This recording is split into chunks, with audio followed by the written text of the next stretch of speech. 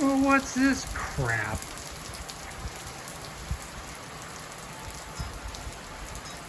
This is no fun. That's the result of my road trip yesterday. I'll wait for this to let up before I show it to you. Ed Goslin, our weather prognosticators are taking lessons from you guys out there. This is our 5% chance of rain today. Boy, this is... Oh, I got it.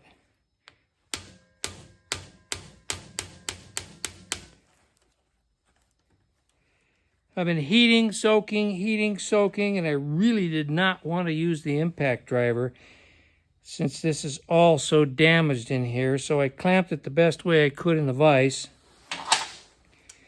And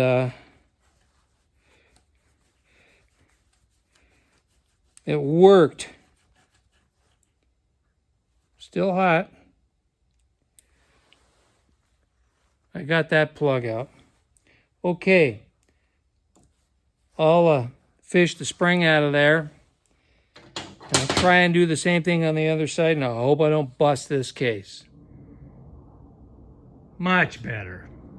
Much better. Sorry, the Air Force is up flying this morning. This is all disassembled. The soak and my favorite penetrant, and then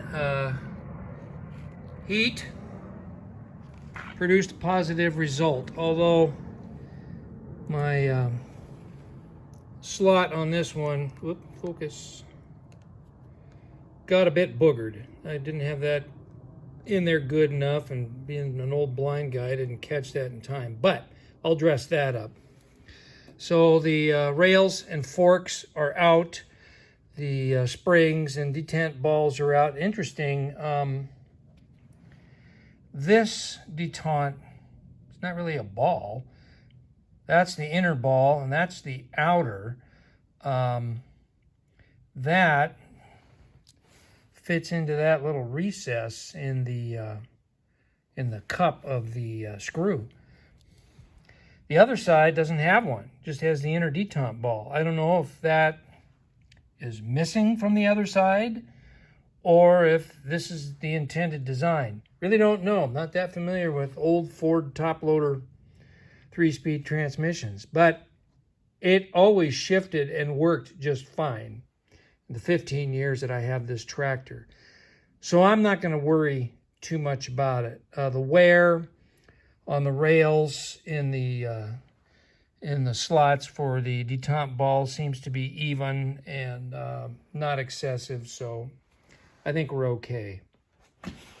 So the next step is to get the shift tower all cleaned up inside and out, and I discovered that whoever put this tractor together decades ago, they just painted right over the dirt and the grease and everything.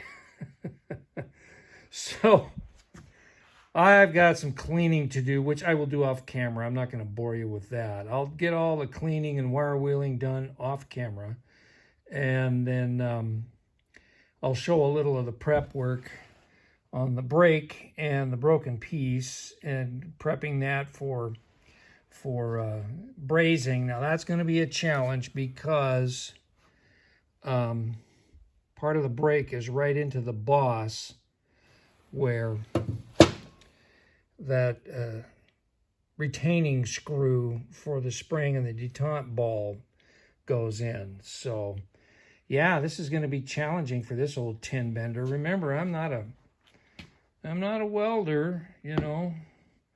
I'm a scheduler and a tin bender, but hey, this is fun. I mean, some people probably think I'm crazy, but this is fun. I mean, this is rescuing old iron. It's just what I love to do.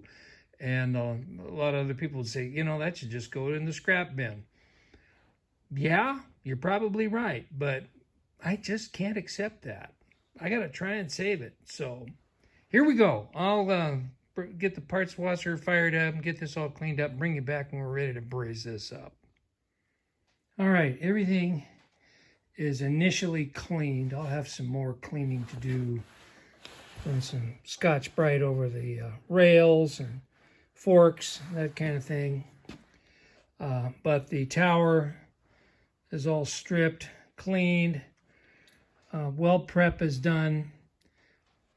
I'm just going to wipe it all down with mineral spirits and get some fire brick set up and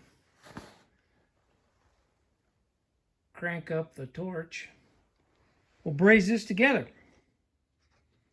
Well, I don't know if you can see it or not.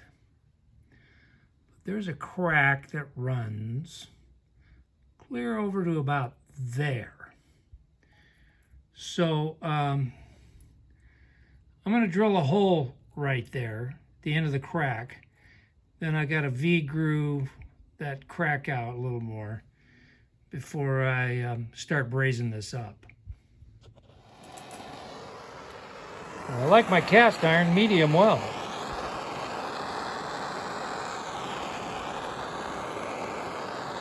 I'm going to heat this up to about 200, 250 degrees, and then we'll braze it up.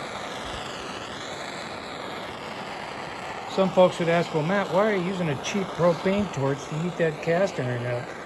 Just heat it up with the oxyacetylene. Well, oxyacetylene a lot more expensive than cheap old propane. So I'll use the cheap stuff to heat it up, and then use the real stuff to braze it up. I'm going to try and uniformly heat this whole thing up, and then I'll braze it up. Let's check. See where we're at here.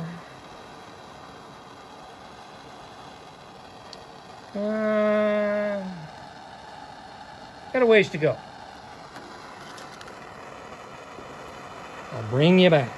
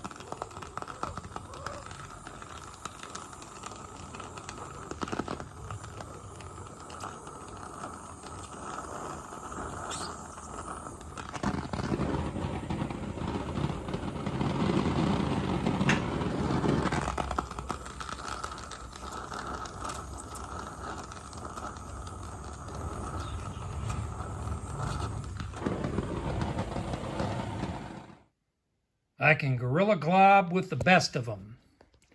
So what I'm going to do is I'll wrap this up.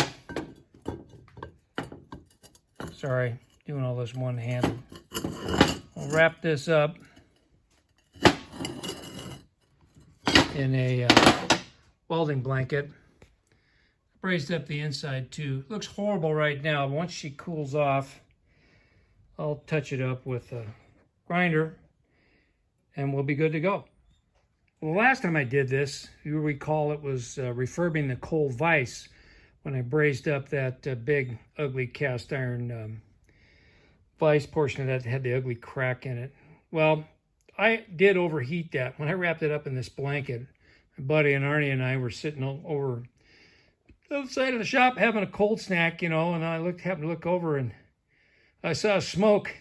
This poor welding blanket was smoking, and it was that tag that was the culprit. But anyway, so I have got this cooling off, and tomorrow I'll drag it out and I'll touch it up with a grinder, smooth it up and all that, and then yeah. So what I'm going to do now, I said that I went on a road trip and picked something up for the pump jack trailer. Since I can't do any more with this today, I will show you what I acquired on the road trip. You got a glimpse of it at the beginning of this video. And then we'll end the video with the road trip reveal. And then tomorrow I'll pick back up with cleaning up the brazing and starting to reassemble this transmission shift tower. And of course, the wind is going to pick up. Well, as you can see, the tires on the pump jack trailer are severely weather checked. And this is the better one. The one on the other side is worse. And then the spare is even worse. And what I'm going to do if I take this out on the highway is I'm going to leave a trail of rubber, cause an accident, and all that good stuff. Not interested in doing that. So I found an ad on Craigslist. A guy had an old fire truck that he'd sold, and before he did that, he changed out the tires and wheels, and he pulled off the split ring wheels and tires and put on new solid steel tires and wheels, and I think they were still Bud style. Anyway, it doesn't matter.